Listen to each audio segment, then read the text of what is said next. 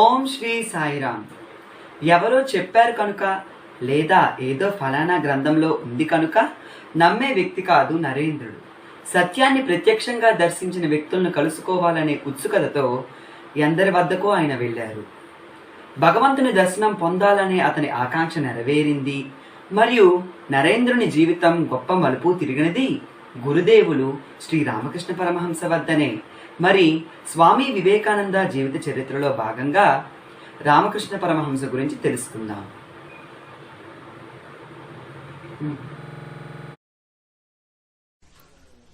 పద్దెనిమిదవ శతాబ్దములో బ్రిటిష్ పాలనలో భారతదేశము నైతికముగా ఆధ్యాత్మికముగా పతనమవుతున్న సమయంలో మతముపై దివ్యత్వముపై నమ్మకం పోయిన చెడ్డ రోజులవి.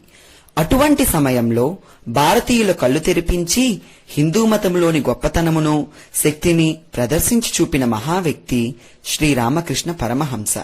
శ్రీరామకృష్ణులు బెంగాల్ రాష్ట్రంలోని హుగ్లీ జిల్లాలో కమర్పకూరు గ్రామంలో 1886వ సంవత్సరం ఫిబ్రవరి 18వ తేదీన జన్మించారు. ఆయన తండ్రి శ్రీ కుదీరాం చటోపాధ్యాయ, తల్లి చంద్రమణి దేవి. రామకృష్ణులు పుట్టక ముందు అతని తండ్రి కాశీ మొదలైన యాత్రలకు వెళ్లినప్పుడు గయాక్షేత్రములో శివుడు అతని కలలో కనిపించి నీ కుమారునిగా జన్మిస్తానని చెప్పారు. అలాగే చంద్రమణి దేవి కమర్పకూరులో శివాలయం ముందర వెళ్తుండగా శివలింగం నుండి ఒక దివ్య తేజస్సు ప్రసరించి ఆమె గర్భమున ప్రవేశించింది. గయాక్షేత్రములోని గదాధర స్వామి దయతో జన్మించారు కనుక గదాధరుడు అని పేరు పెట్టారు. బాల్యము నుండి రామకృష్ణులు మేధావిగా ఉండేవారు. ఎన్నో హిందూ మత గ్రంథములను చదివిన వెంటనే వాటి సారమును గ్రహించి జ్ఞాపకము ఉంచుకునేవారు. ఆయనకు 6 ఏళ్ల వయసు ఉన్నప్పుడు ఆకాశములో నల్లని మేఘములను కొంగల గుంపును చూస్తూ ఆ ప్రకృతి దృశ్యము వల్ల పరవశుడై మొదటిసారి సమాధిలోనికి వెళ్లారు. అలాగే శివరాత్రి రోజున శివుని నాటకములో శివుని పాత్రలో లీనమయ్యి సమాధిలోనికి వెళ్లారు. భగవంతుని స్మరించినప్పుడు ప్రకృతి సౌందర్యమును చూసి పరవశులైనప్పుడు సమాధి స్థితి పొందుతూ ఉండేవారు. రామకృష్ణులకు 9వ ఏట ఉపనయనం జరిగినది. అప్పుడు ఆయన తనపై చిన్నప్పటి నుంచి తల్లి వల్లే ప్రేమ చూపించిన వేరొక కులమునకు చెందిన స్త్రీ వద్ద నుండి మొదట భిక్ష తీసుకున్నారు. కులము కంటే హృదయమే గొప్పది అని ఈ సంఘటన నుంచి రామకృష్ణులు చాటి చెప్పారు. మామూలు చదువుల పట్ల ఆయన ఆసక్తి చూపించలేదు. నాలో వెలుగును ప్రసాదించున్నది వివేకముతో కూడిన జ్ఞానమును సంపాదిస్తాను అని పలికేవారు. రామకృష్ణుడి యొక్క అన్నగారు రామ్ కుమార్ గారు దక్షిణేశ్వరంలో కాళికామాత ఆలయమునకు పూజారిగా నియమింపబడ్డారు.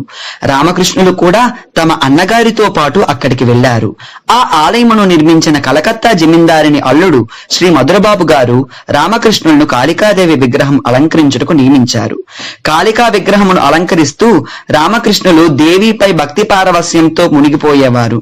రామకృష్ణులు కాళికా దేవాలయంలోని వివిధ అర్చనా పద్ధతులపై కేసారాం భట్టాచార్య అను పండితుని వద్ద శిక్షణ తీసుకున్నారు. రామకృష్ణులు కాళికా విగ్రహమును ఒక రాతి బొమ్మగా కాక జీవం ఉన్నట్టుగా భావించేవారు. వారికి ఆ విగ్రహం ప్రాణం లేని వస్తువులా కాక చైతన్య స్వరూపముగా ప్రేమతో నిండి ఉన్న మాతృమూర్తి వలె కనిపించేది. ఆయన కాళికామాతను అనన్య భక్తితో ఆత్మార్పణ బుద్ధితో సేవించారు. రామకృష్ణులకి కాళికామాత దర్శనం ఎలా కలిగిందో తెలుసుకుందాం. కాళికామాత దివ్య దర్శనం లభించలేదని మనస్సులో తీవ్ర వేదన అనుభవించేవారు. అమ్మ దర్శనం లేకుండా జీవితం ముగుస్తుందా అని ఏడ్చేవారు.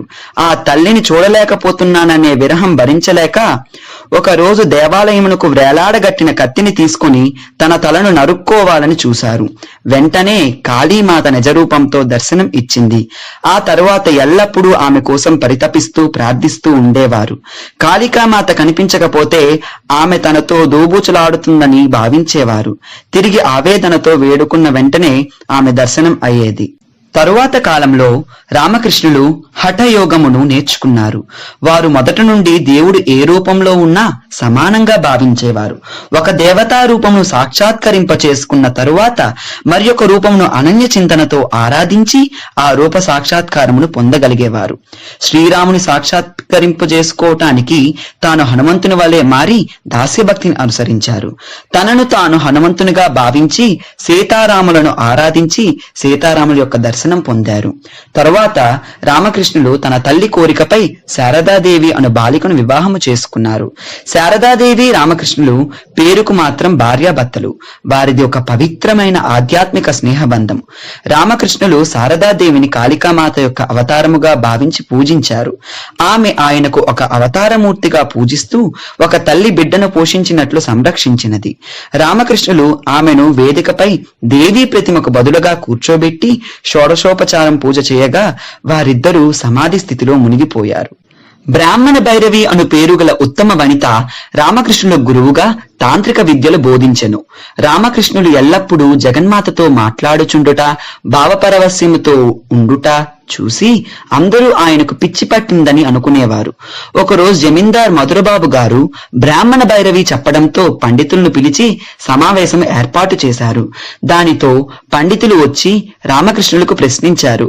ఆయన చెప్పిన సమాధానములు విని ఆయన అసామాన్యమైన యోగి అని, మహానుభావుడని నిర్ణయించారు. పైగా వారు రామకృష్ణుల యొక్క పాదాలకు నమస్కరించి, స్వామి, మీరు సాక్షాత్ పరబ్రహ్మ స్వరూపులు, అవతార పురుషులు అని స్తుతించారు. తరువాత తోతాపురి అను అద్వైత సిద్ధాంతమునందు నిష్ణాతుడైన వ్యక్తి దక్షిణేశ్వరం వచ్చి రామకృష్ణులతో, నీవు వేదాంతమును అభ్యసిస్తావా అని అడిగారు. రామకృష్ణులు కాళికామాతను అడిగి ఆమె ఆదేశముపై ఆయన వద్ద వేదాంతమును అభ్యసించెను. రామకృష్ణులు సగుణోపాసన నుండి నిర్గుణోపాసన ప్రారంభించారు. అలా మొదలుపెట్టిన మొదటి రోజునే రామకృష్ణులు నిర్వికల్ప సమాధి పొందారు. తోతాపురి తాను 40 సంవత్సరాలు కఠిన సాధన వల్ల పొందిన అనుభవం ఒక్క రోజులోనే రామకృష్ణులు పొందారని ఆశ్చర్యపోయారు. తోతాపురి వద్ద 11 నెలలు శిక్షణ పొందారు రామకృష్ణులు. భగవంతుడు వేరు, తాను వేరు కాదు, అలాగే ఈ విశ్వములో ప్రతి అణువునందు పరమాత్మ ఉన్నాడు అను అద్వైత అనుభవం రామకృష్ణులకు కలిగింది. ఆయన అన్ని మతముల భగవంతుని చేరు మార్గములనే నమ్మకముతో ఉండేవారు.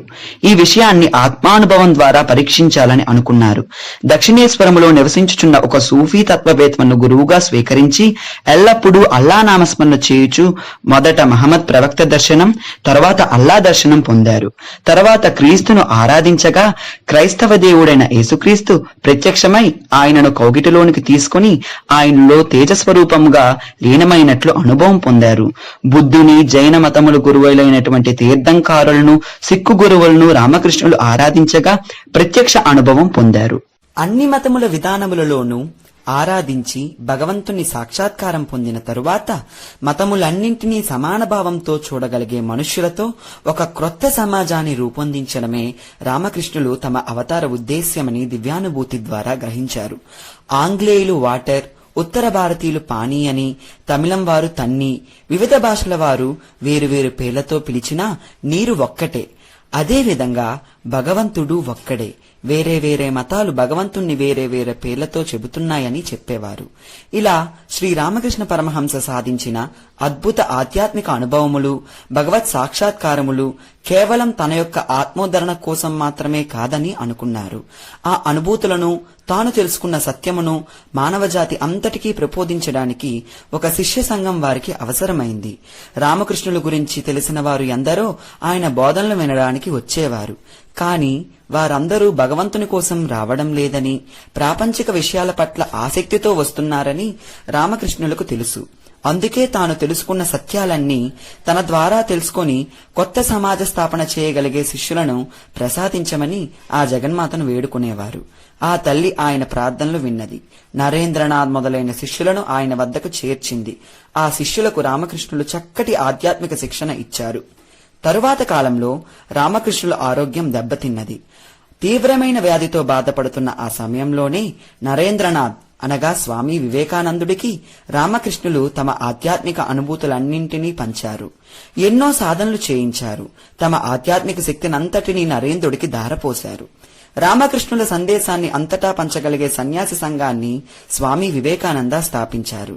ప్రపంచానికి భారతదేశం యొక్క గొప్పదనాన్ని చాటి చెప్పి ఎందరికో ఆధ్యాత్మిక సత్యాన్ని అందించి రామకృష్ణుల ఆశయాలను నెరవేర్చారు. 1886 ఆగస్టు 16వ తేదీన శ్రీ రామకృష్ణ పరమహంస సమాధి మగ్నులయ్యారు. అది మహాసమాధి. కాళీమాత ఒడిలో శాశ్వతంగా నిద్రించారు. రామకృష్ణ పరమహంస జీవితం హిందూ మతంలోని అన్ని శాఖల వారికి ఆచరించటానికి ఉదాహరణగా నిలిచింది. ప్రపంచ మతములన్నీ ఒక చెట్టుకు పుట్టిన కొమ్మల వంటివని వారు ప్రబోధించారు. మతమును సరిగ్గా జీవితమునందు అనుసరిస్తే అది తప్పక మోక్షమును కలిగించు శక్తి ప్రసాదిస్తుంది అని రామకృష్ణులు ఆచరించి చూపారు. శ్రీ రామకృష్ణ పరమహంస యొక్క సందేశమును మనమంతా గ్రహించి పరమత సహనము కలిగి విశ్వశాంతికి తోడ్పడదాం.